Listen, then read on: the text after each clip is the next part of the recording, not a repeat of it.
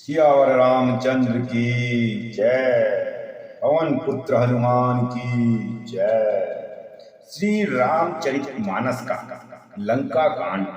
तालाब में जैसे ही प्रवेश करा, हनुमान जी ने वहीं एक मगर अकुलाकर उसी समय हनुमान जी का पैर पकड़ लिया। हनुमान जी ने उसे दह पटक नहीं मार दिया। अब तब वह दिव्य देह धारण करके विमान पर चढ़कर आकाश की ओर चलने से पहले क्या बोलता है?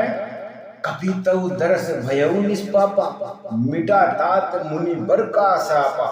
मुनि ने होई यह निशिचर घोरा, मानव सत्य वचन कभी मोरा। उसने जाते समय क्या कहा? हे वानर, मैं तुम्हारे दर्शन से पाप रहित हो गई। हे तात, श्रेष्ठ मुनि का साप मिट गया है। और ये जो मुनि बैठा है, ये मुनि नहीं है, ये घोर निशाचर राक्षस है और मेरा वचन ये है सत्य ही मान। अब ऐसा कहते हनुमान जी को क्रोध आ जाता है और हनुमान जी जाते हैं और वो हनुमान जी कहते हैं, गुरु शिक्षा बाद में देना, मैं तुम्हें गुरु दक्षिणा ही देती हूँ पहले। हनुमान जी ने उसका सिर को पूंछ में लपेट कर और उसे पछाड़ कर वहीं समाप्त कर दिया और वे तुरंत फिर चले जाए। अब हिमालय पर्वत पर पहुंच जाते हैं। अब संजीवनी बूटी मिलनी थी द्रोण पर्वत।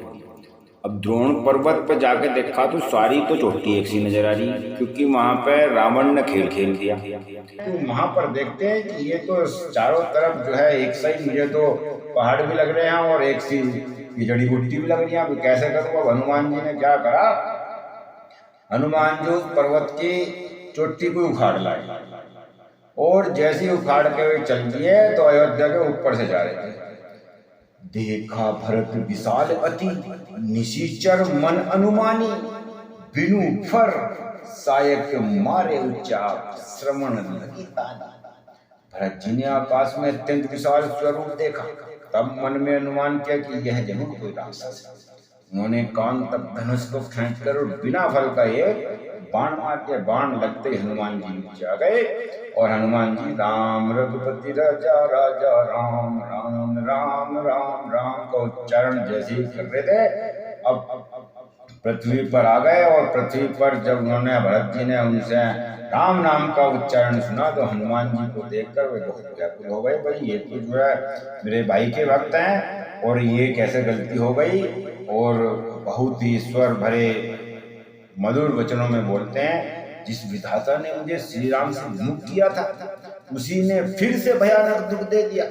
यदि मन में वचन और शरीर से मैं श्री राम जी का चरण कमलों में मेरा निष्कपट प्रेम हो तो ये अभी तुरंत सही हो जाए। और ऐसा सुनते ही हनुमान जी तो तुरंत जय श्री राम खड़े हो गए।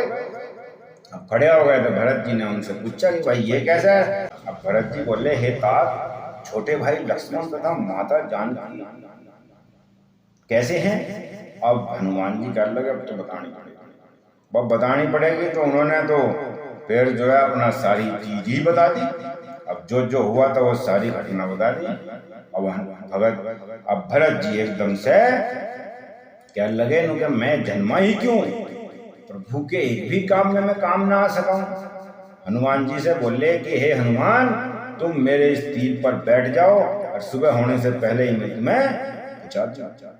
हनुमान जी कहने लगे कि भाई मुझे आपके बल पे मुझे भरोसा है, आप बेफिक्र रहिए, मैं अभी पहुंच जाता हूं। और जैसे ही उन्होंने हाथ जोड़े और वंदना करी और बोला जय श्री राम, और तुरंत वहां से वो वापिस श्री राम जी के पास चल देते। उधर श्री राम जी बहुत ही परेशान हो रहे हैं, मन में चिंता हो रही है। सभी सेना कह रही है कि हनुमान जी अभी तक नहीं आए, अभी तक नहीं आए। बहुत परेशान हैं और राम जी बोल रहे हैं कि हे भाई, तुम मुझे कभी दुख नहीं दे सकते थे, तुम्हारा स्वभाव सदा से ही कोमल था। मेरे हित के लिए तुमने माता पिता को भी छोड़ दिया। मन में जाड़ा गर्मी सारी दिक्कतें आपने जो है सब मेरे लिए सहन करी। हे भाई, वह प्रेम अब कहाँ है? मेरे व्याकुलता पूर्ण वचन सुनकर तुम उठते क्यों नहीं हो? अब तो उठ जाओ। पुत्र, धन, स्त्री, घर और परिवार ये जगत में बार बार होते और जाते हैं, परंतु जगत में सहोदर भाई बार बार नहीं मिलते। हृदय में ऐसा विचार कर, हे तात अब तो जाग जाओ। अब तो हे तात मेरा निष्ठुर और कठोर हृदय यह अपयश और तुम्हारा शोक दोनों ही सहन करेगा। हे तात, तुम अपनी माता के एक ही पुत्र और उसके प्राणधार हो। सब प्रकार से सुख देने वाले और परम हितकारी जानकर उन्होंने तुम्हें मुझ पर हाथ पकड़कर छोड़ दिया था, सौंप दिया था कि अब ये तुम्हें इनके पिता हो और तुम ही माता हो। अब मैं उन्हें जाकर क्या बताऊंगा, क्या बोलूंगा।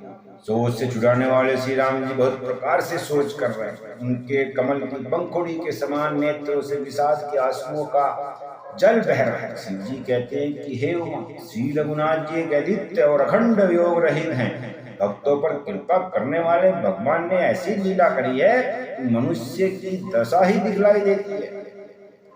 प्रभु के लीला के लिए किए गए प्रलाप को कानों से सुनकर वानरों के समूह व्याकुल हो जाते हैं। इतने में जय श्री राम की आवाज आती है और हनुमान जी आ जाते हैं। जैसे करुण रस के प्रसंग में वीर रस का प्रवेश हो गया हो। श्री राम जी हर्षित होकर हनुमान जी को गले लगा लेते हैं। प्रभु परम सुजान, चतुर और अत्यंत ही कृतज्ञ है। तब वैद्य सुसैन ने तुरंत उपाय किया जिससे लक्ष्मण जी हर्षित होकर उठ बैठे।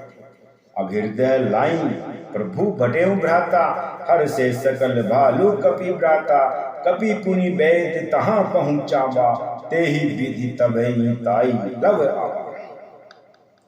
अब ऐसा सुनकर प्रभु ने भाई को हृदय से लगा लिया और भालू और वानरों के समूह में सब हर्षित हो गए। हनुमान जी ने वैद्य को उसी प्रकार वहां पर पहुंचा दिया जिस प्रकार वे उनको लेकर आए थे। यह वृत्तांत दशानन सुनेऊ, अति विषाद पुनि पुनि सिर धुनेऊ। व्याकुल कुंभकर्ण पही आवा, विविध जतन करी ताहि जगावा। यह समाचार जब रावण ने सुना तब उसने अत्यंत विषाद से बार बार अपना सिर पीटा और वह व्याकुल होकर कुंभकर्ण के पास चला जाता है।